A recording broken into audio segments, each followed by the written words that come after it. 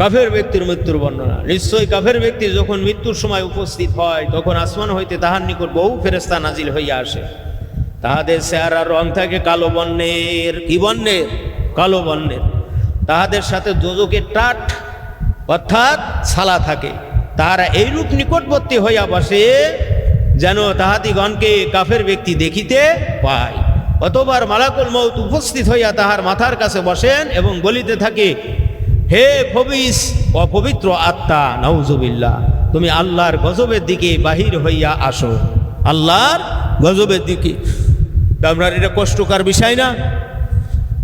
হযরত সাল্লাল্লাহু আলাইহি সাল্লাম বলিয়াছেন, কাফের ব্যক্তির রূহ গজবের এই বাণী শুনিয়া ভয়েতে জিসিম অর্থাৎ শরীরের ভিতরে লুকাইয়া যায়। যখন এই বাণী শোনে তখন কি হয়? ভয় পায়। যেহেতু কালো রঙের ফেরেশতা, ফেরেশতা কত বড়? দেওজল্যের মতো অত বড়? ফেরেশতা কত বড়? 14 হাত লম্বা অত বড়? না না না, একটা ফেরেশতা কত বড়, কত বড় বলে 7 আসমানের উপরে দাঁড়িয়ে থাকবে। সমগ্র 7 আসমান 7 জমিনের মধ্যে যত পানি আছে মাথার পরে দিলে একটা ফোঁটা নিচেই নামবে না। এইটা যদি আপনার কালো দেখে, মিচমিচে কালো, তাহলে কি ভয় পাবে নাকি সাহস আসবে? ভয় পাবে। শরীরের ভিতর জিসিমের ভিতরে লুকাইয়া যায়।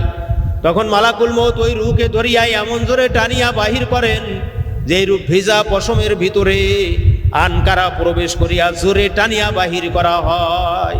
অর্থাৎ রুহু বাহির না হওয়ার জন্য সর্বশক্তি খরচ করে, আর মালাকুল মউত জোরে ধরিয়া বাহির করে। ইহাতে রুহুর এইরূপ আযাব হয় যাহা ভাষায় বর্ণনা করা যায় না, যা ভাষায় বর্ণনা করা যায় না। যখন মালাকুল মউতের হাতে পৌঁছাই তখন এই গজবের ফেরেশতারা দোজকের ছালাই আবৃত করিয়া ফেলে।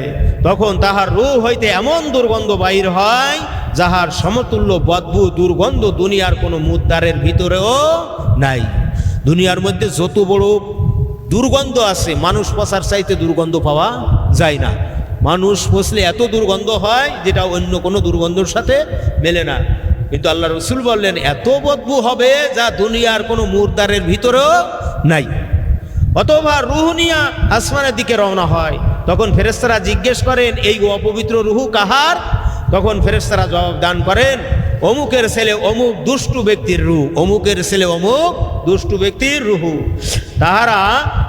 তাহার দুনিয়াতে যেই রূপ কলঙ্ক থাকে তাহার চাইতে বেশি কলঙ্কিত করিয়া ফেরেশতারা জবাব দিতে থাকে। এইভাবে ফেরেশতারা প্রথম আসমানের দরজায় উপস্থিত হইয়া দরজা খোলার জন্য দরখাস্ত করেন, কিন্তু তখন তাহার জন্য দরজা খোলা হয় না। তখন তার জন্য কি করা হয় না? দরজা খোলা হয় না। আল্লাহ বলেন যে আর তাহাদের জন্য আসমানের দরজা সমূহ খোলা হইবে না এবং তাহারা কখনোই বেহেশতে প্রবেশ করিবে না, যে পর্যন্ত না সূচের ছিদ্রর ভিতর দিয়া উট প্রবেশ করে। অর্থাৎ সূচের ছিদ্রর ভিতর দিয়া যে উট প্রবেশ করা সম্ভব নহে, তদ্রূপ চিরস্থায়ী দোজকি কাফেররাও বেহেশতে প্রবেশ করা সম্ভব হবে না। সূচের ছিদ্র দিয়ে কি উট প্রবেশ করতে পারে? পারে? একটা বাস প্রবেশ করতে পারবে? একটা কুঞ্চি প্রবেশ করতে পারে? হ্যাঁ, পারবে না। যেহেতু যেটা এই জন্য এই উপমা দেওয়া হয়েছে, আল্লাহ বলছেন যে এই জন্য তাহাদের বেহেশতে যাওয়াও কি হবে না, ওই রকম অসম্ভব হবে। তখন আল্লাহ বলেন, উক্ত কাফের ব্যক্তির আমল নামা সিজ্জিনের দোজকের দপ্তরে লিখিয়া রাখো এবং উক্ত রূহকে জমিনের দিকে নিক্ষেপ করো, অতঃপর উক্ত রূহ নিচের দিকে নিক্ষেপ করা হয়। দুটো স্থান, একটা হলো ইল্লিন আর একটা হলো সিজ্জিন। ইল্লিনের মধ্যে আপনার ইমানদার ব্যক্তি মুমিন মুসলমানের রূহকে রাখা হবে, শান্তিময় জায়গা। আর সিজ্জিন হলো আপনার কি বদকার, ছিয়াকার, খাতাকার কাফের মুশরিকদের ওখানে রাখা হবে। এই হাদিসে বোঝা যায় কাফের ব্যক্তির মৃত্যু বড়ই যন্ত্রণাদায়ক হয়, তাহাদের মৃত্যুতে বড়ই শাস্তি হয়।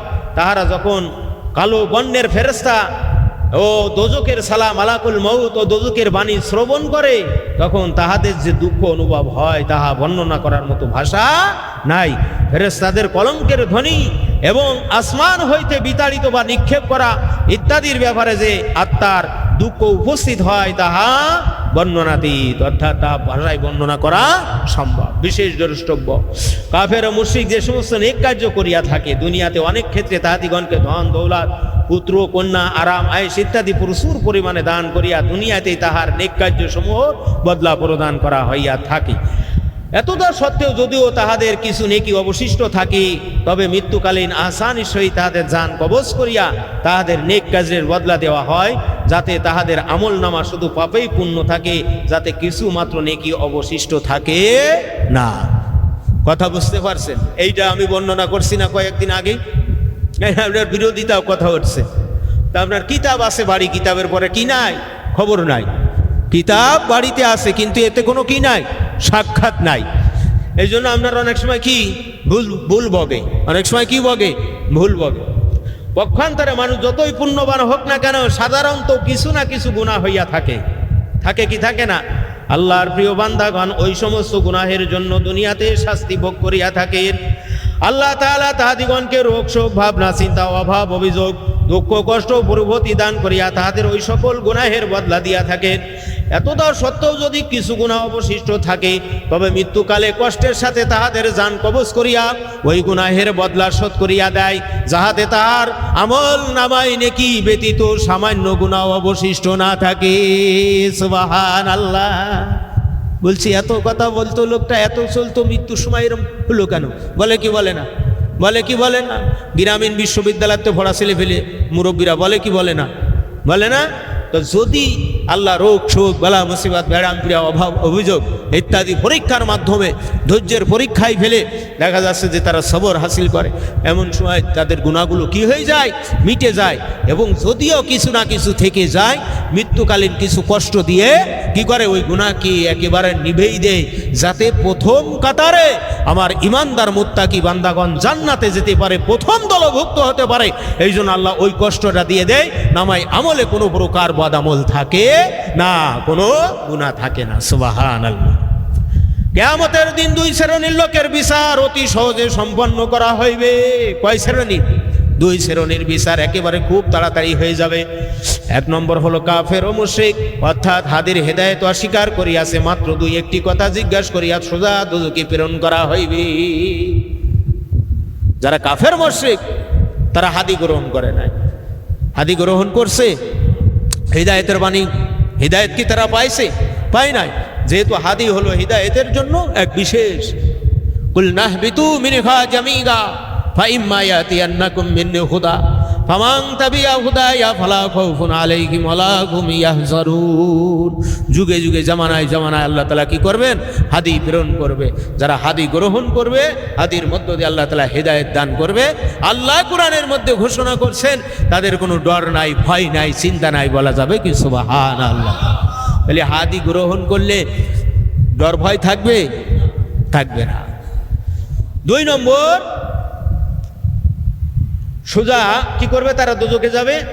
আর আল্লাহর অত্যন্ত প্রিয় বান্দাদিগণকে মাত্র দুটি একটি প্রশ্ন করিয়াই সরাসরি বেহেশতের অনুমতি দেওয়া হইবে। সুবহানাল্লাহ। যারা এক নম্বরে ইমানদার মোমেন, সিফাতি কামেল মোমেন, তাদের একটা কথা দুটো কথা জিজ্ঞেস করে সাথে সাথে কি করবে? আপনার বেহেশতের দিকে গমন করা অনুমতি দান করে। প্রকাশ থাকে যে দুনিয়ার বিপদ দিয়া অনেক সময়ে মোমেনদেরকে পরীক্ষা করা হয়। দুনিয়ার বিপদ দিয়ে অনেক সময় মোমেনদেরকে কি করা হয়? পরীক্ষা করা হয়।